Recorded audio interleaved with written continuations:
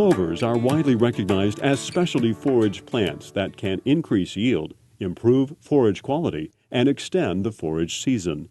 Clover species are usually grown along with grasses and have the unique ability to convert airborne nitrogen into nitrogen that nourishes other plants.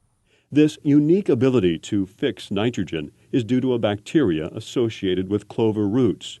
Clover seed is often inoculated with these bacteria before being sold. If clover seed has not been inoculated, this step must be done by the farmer or rancher just before planting. When the clovers are growing next to grasses, then the grasses benefit from that nitrogen that the clovers provide. So we get more production out of our grasses in addition to the production of the clover. The clover is our lifesaver for us being involved with the grazing operation that we do. A grass and clover mixture usually results in higher quality forage than a grass-only stand, with the result being a higher level of animal performance. When the heifers are out here grazing, they graze both clover and grass, but clover provides protein, or more protein than the grass does. So they work well in combination.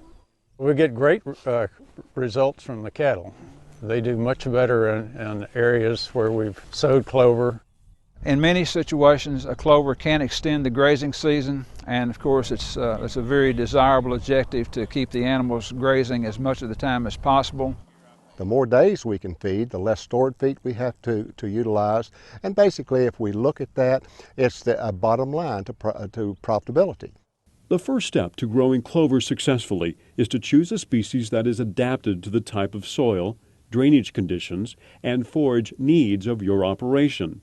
Perennial clovers, like red or white, are normally grown with perennial grasses, such as tall fescue or orchard grass. Annual clovers, such as crimson or arrowleaf, are normally planted with annual grasses, like ryegrass. You need to really know your clovers and grasses and summer grasses and annual cool season grasses and know what will grow on what type of soil. The single most important management factor with clovers is number one, to get the soil pH in a proper range for growing clover.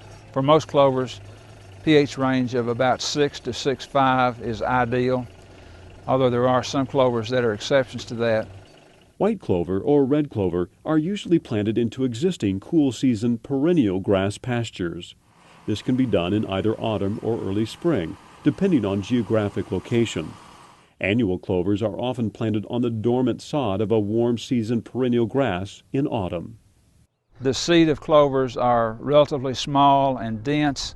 It's important to not plant the seed too deeply, and of course, because they are small, getting the seeding rate correct can be more difficult than is the case with many grasses. And then we want to select good quality seed. We want to select a variety that's capable of growing in our area and capable of producing. And then we need to seed that at an appropriate time. And we need to seed it in a window that'll give us the greatest opportunity for success. Good grazing management is essential when growing clovers. It's important to allow the plants to have a periodic rest from grazing, which benefits both the livestock and the pasture.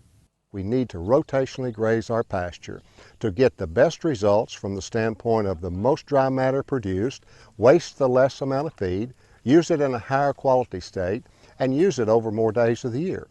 Everything I try to do here, I want to be somewhat sustainable. All forage-based livestock producers should take the time to consider clovers for their program. Experience shows clovers can make a positive impact on your bottom line. I certainly think that clovers and legumes in general should be a very important consideration of every serious-minded forage livestock producer who's in the business to be sustainable and profitable. With the price of nitrogen, clovers are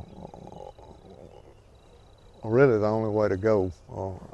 All of my really profitable cattle grazing has been done with legumes. I've been planting clover for 25 years. You know, some years are better than others, no doubt.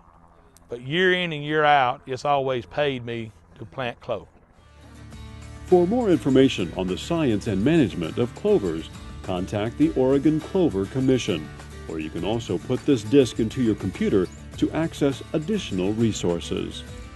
To get specific information about this forage crop in your state, visit the USDA website. The concepts expressed in this video are based upon the book Southern Forages.